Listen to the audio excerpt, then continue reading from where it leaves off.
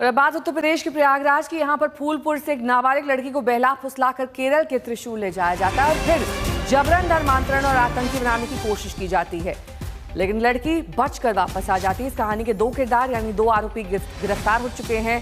अब तलाश हो रही है मास्टरमाइंड की। पूरे मामले में ताज मोहम्मद नाम के मास्टरमाइंड का जिक्र आ रहा है, जो केरल में रहता था और नाबालिग को फूलपुर से लेकर जो महिला त्रिशूल ले गई थी वो ताज मोहम्मद के ही संपर्क में थी।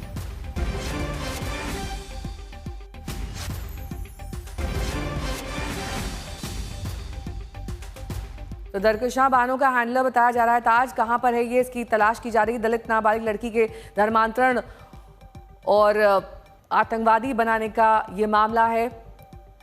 ताज मोहम्मद के लगातार संपर्क में नाबालिग थी और उसे भगाने वाली दरकशां बानो थी। साथ ही प्रयागराज से नाबालिग को केरल के त्रिशूल ले जाया गया, जहां से वो भागने में कामयाब रही।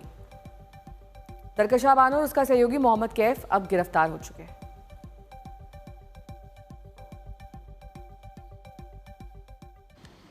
ताज मोहम्मद नाम के व्यक्ति का जो जिक्र किया है, लड़की ने बताया था कि वो केरल में रहता था और उससे दरकशां बानो लगातार संपर्क में रहती थी और ये इनका जो कनेक्शन है, इसके एस्टैब्लिश या क्या उसके लिंक्स हैं, वो हम अभी उसको वर्कआउट कर रहे हैं और इसको भी हमने गिरफ्तार करने के लिए टीमें अपनी रवाना की हैं। समर श्रीवास्तव मेरे सहयोगी इस वक्त तमाम जानकारी के साथ जुड़ गए हैं। समर, तो दरकशां बानो जैसी और भी लड़कियां हैं क्या? ये मामला एक बड़े स्तर पर एक रैकेट की तरह चलाया जा रहा था? बिल्कुल नेहा, ऐसा साफ लगता है कि ये जो नेक्सस है ये केवल एक लड़की तक सीमित नहीं है, बल्कि ये नेक्सस काफ़ी लंबा, काफ़ी बड़ा प्रतीत होता है। आप समझ लीजिए कि इनका मोडस ऑपरेंडी क्या है। कल जब डीसीपी ने बात की तो एक बात साफ सामने आई कि मोडस ऑपरेंडी इनका ऐसा लगता है कि वो गरीब परिवारों को टारगेट कर रहे हैं, दलित लड़कियों को टारगेट कर रहे हैं, सबसे बड़ी बात है नाबालिग लड़कियों को टारगेट कर रहे हैं। यानी कि उनका निशाना साफ है कि जो डिसीजन मेकिंग पावर जिनमें बहुत नहीं है, जो शायद फ्यूचर के बारे में बहुत नहीं सोचते हैं, टारगेट वहां करते हैं और गरीबी का फायदा उठाकर पैसे की लालच देकर एक जगह से दूसरी जगह ले जाना, पहले धर्म परिवर्तन करवाना और फिर आतंकी संगठनों से मिलवाना, ऐसी शुरुआती जांच में चीजें सामने आ रही हैं। लेकिन अभी क्योंकि दो गिरफ्तारियां हो गई हैं मोहम्मद कैफ और दरकशां बानो की, जो तीसरा अक्यूज इस पूरे मामले में है, जो सबसे बड़ा इस पूरे नेक्सस का मास्टरमाइंड बताया जा रहा है, वो ताज मोहम्मद है।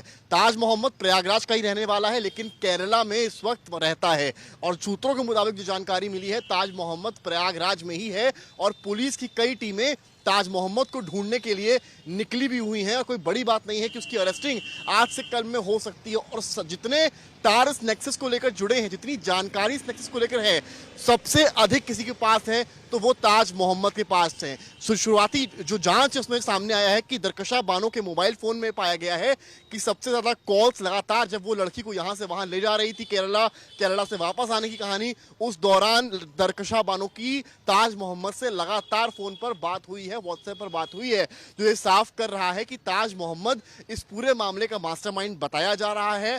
अब वहां जाकर क्या करना चाहते थे, क्या आतंकी संगठनों से इसके तार जुड़े हुए हैं, यह मामला केवल धर्मांतरण तक है, ये फिलहाल पुलिस जांच में सामने आएगा। ठीक है, बहुत बहुत शुक्रिया इस तमाम जानकारी के लिए आपका। तो प्रयागराज की नाबालिग लड़की के साथ क्या कुछ हुआ, पूरी कहानी खुद पीड़िता ने बयां की है, सुनिए।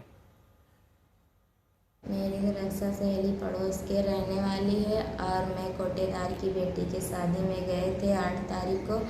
उसके बाद रक्षा मेरी सहेली बोली चलो घूमने, बीच रास्ते में मुझे बताई इस्लाम अच्छा धर्म होता है और सब खराब। उसके बाद यहाँ फूलपुरा कैफ नाम के लड़का मिला, उसके फ़ोन से वो बात की ताज मोहम्मद के पास, वो बोली मैं आ रहा हूँ। फिर उसके बाद कैफ ने स्टेशन पे छोड़ा, उसके बाद फिर मैं लोग टिकट कटाई। उसके बाद फिर ट्रेन में बैठी, मैं रो रही थी, तो रक्षा बोली क्यों रो रही हो, रो मत, मैं जहाँ चल रही हूँ वहाँ पर इस्लाम शिक्षा दी जाती है और पैसा भी दिया जाता है। फिर ताज मोहम्मद से बीच बीच में बात करते गई, उसके बाद पूरा लोकेशन बताते गई। फिर दिल्ली से बिना टिकट के हम लोग केरला गए, केरला से उसके बाद एक घर में लग गई, मुस्लिम लड़के थे ढेर सारे और बड़ी बड़ी दाढ़ियाँ थी और मुझ जैसी दलित लड़कियों को धर्म परिवर्तन कराते थे और जिहाद की ट्रेनिंग देते थे। और जब ये सब मैं सुनी घबरा के भाग आई।